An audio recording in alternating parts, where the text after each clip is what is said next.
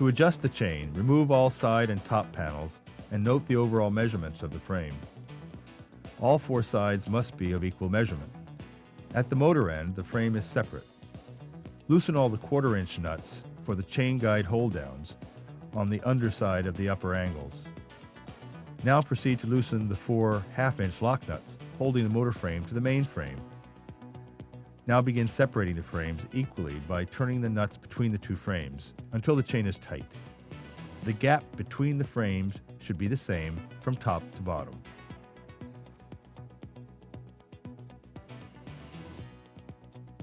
To replace the J-bracket, remove the spring-loaded connecting link. Inspect the wear guide semi-annually and replace the worn guides by removing these screws. Make sure that the reflector is aligned with the photocell detector. Their positions should be adjusted to detect the improperly loaded trays in tray carriers. Remove the cover and inspect the motor brushes once every year.